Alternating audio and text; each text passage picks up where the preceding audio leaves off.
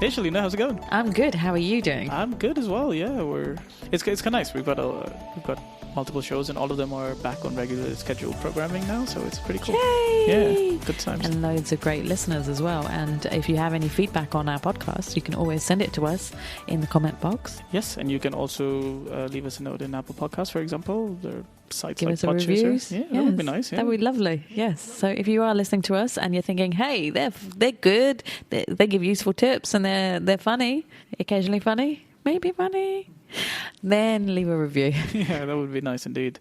But yeah, so we've been busy at MIFM. So today we're going to talk about memory boxes. Do you have a memory box? No. Why don't you have a memory box, Shrek? I don't have a memory box per se. I have some things that I keep away that are, long-term cherished items. But yeah. Yeah. So these are the things we're going to talk about today. So everybody has them. you just don't know you have them. Yeah. Well, you don't, but some people do. Oops. Yeah. Okay, that's just me then. Maybe. Yeah. But they're scattered around everywhere. So you don't have it in one. You have in different places, right? So you have. I mean, they're just in more than one box. I have some stuff that is in a closet and in a couple of boxes that I know I'm going to keep for longer. But And do you label the boxes? No, I used to. I Okay. don't anymore. I have it's actually only because it's a peculiar looking box that I found somewhere, and then I got two of those, so that's what I use. So now I know that the stuff in there is the stuff that I'm just keeping aside, and I don't need to look at often. But yeah, it's a very light blue with pink lines. I don't know. It's weird. I have a label machine. I can label them for you if you want. So we're going to talk about what you do with these things, because lots of people have these items of your life, and they are in different places. There's a lot of them, and do you need all these keepsakes? Do you need all these memories? Yeah, this kind of comes back to what we talked about in terms of like the Swedish duck cleaning as well, right? Like it's also about like you're the one that understands the value of some of these things, and it's important to attach it, because you don't want someone who might come in to declutter, for example, or otherwise, and discover it and think, oh, this doesn't look important, and even if you put it in the box, then when somebody does look at it, eventually they'll go, actually, why have they kept this? It doesn't make sense. So that could happen, but at least it's your items that you kept. So what do you have in your memory box, Raina? Actually, it's very small things that I've kept just over time. There have been other things that I've gone back and discarded as well. Like sometimes, I think I've had. It's a geeky thing actually, but like I don't keep them anymore. But I had like movie stubs of like movies that I really loved, and I just like hung on to it because it's a memory. Like this is when I saw this movie. Random shit. I have a funny story about that. I have 2 big scrapbooks with all the movie stubs of all the movies I've seen since the first movie I ever saw, which was 101 Dalmatians. Wow. When I was a baby. I had, maybe a young girl, but I have all of them. So I have all the old stubs, and people could call it clutter, but it's it's very neat and organized. And I write who I saw the movie with, and if it's got faded a little bit, I've written down what the name of the movie. Or for a while in the UK, if you went to certain cinemas like Odeon, they wouldn't fit the whole title into the ticket stub. So then I would write the whole name of the movie. But now, because of electronic stuff, you don't get the stubs. So I have to go to the cinema kiosk and say, can you please print the ticket out for me? So my friends think I'm a bit crazy, but it's my thing. So, yeah. And a lot of people do that. But a lot of people keep the stubs, but then just throw them into a box. Whereas if you put it in a book that you can get, say, from like a shop like Paper Chase, you stick it in there, and I go through it every so often. So every time I put in a new ticket stub, I'll look at the old ones and go, oh my God, look, I saw that movie, and I can't remember I saw that movie. And yeah, I've got some, I think I also have some, couple of photos and stuff, like back when photos were a thing, photos obviously. thing, yeah. So yeah, I have, I think in recent months gone and either scanned them in or taken a picture of it and like retained it as a digital copy as well. But then, it was just a nice photo and kept it. Letters as well. We used to write letters. Yeah, I don't think I've retained any though. I kept all the love letters, the letters from friends, and cards as well. Oh, that's another thing too. So when I graduated, well, it's not the right word, but my high school only went till 10th grade, and then we had to shift to another school. And so most of us had been in that school for like all our lives and stuff. So we did. I actually took back then we used to have these autograph books. Back then, like, that's how you got celebrities to sign things for you. It's not anymore. I have that as well. I have a book with celebs autographs in. Right. I mean, now you just take selfies with them, right? Yeah.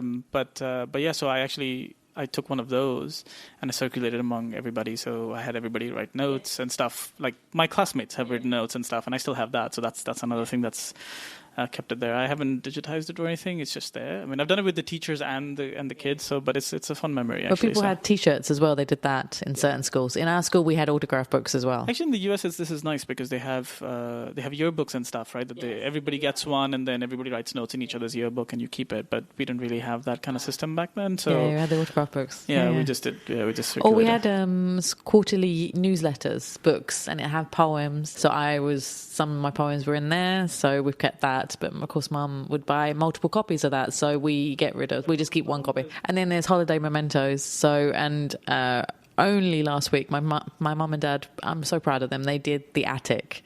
They cleared the whole attic up, got rid of 16 suitcases, got rid of loads and loads of stuff. Forgot to do before and after pictures, so completely useless for Declutter Me, considering what their daughter does. But that's beside the point. But they found stuff we'd got from Disney World. We went to Disney World twice and we still talk about it. But the first time we went, we bought quite a lot of stuff from the Disney World store, and they found some of the mementos. And we had kept it, obviously, because it meant so much to all of us. And I was like, no, you can't throw it away. You can't declutter it because it means still so much to us. But we had stupidly even put it into the attic for some reason. So now we put it down and I said put it into the box that we have for mementos like that. So how do we go about this? What I would suggest is go through the house and find all the bits and pieces that you have. So it might not be all in one day. Start getting like a basket or a box, and when you walk around your house, like you go to the bookshelves, or you find boxes like shoe boxes of stuff. Go through it and start seeing what's in that box and what means a lot and what is just junk. Like the receipts, you got bus ticket receipts from a European destination, but you can't even see where that destination was. Get rid of that, because obviously if you can't see it, what's the point of having it? So start getting rid of all the stubs, the receipts that are faded because it's so old, and keep the ones that you think, actually that's a lot, it means a lot, it's a very special thing.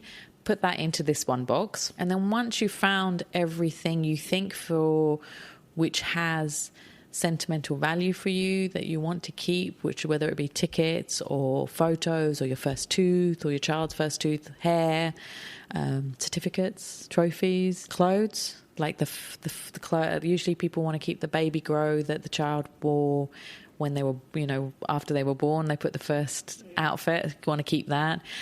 School reports, and then also your diaries. We used to write diaries, remember those days? So have a look at all of those things and put them into the box. And then if you have, say, a lot of photos, put that in a separate box because you want to separate them. And once you've got all your photos, then you can then deal with that in a separate manner and digitize them or put them into photo albums. So that's a good way to have it. And then label it so that people know that that's your memory box. And you can have various memory boxes or scrapbooks for all your stuff, or you can put it all together. But make sure it's marked. So as you said, for when people do go into your stuff, if you do pass away, they'll know that it's your memory box and it had sentimental value to it. If it gets too full, have a review of the stuff in there. Do you need all that stuff? Does it still have sentimental value to you? Do those love letters, should they still be with you, especially if you're married to somebody and they don't want to see those letters from, your first love or whatever. So think about things like that. Yes, that's actually what I was going to say as well. Like, I mean, the idea of going through the house and collecting everything then gives you a chance to actually go through that and declutter it using all of the stuff we've been saying, over many episodes. Like you said about photos, but the same thing applies to a lot of things: clothing, photos, letters, documents, whatever.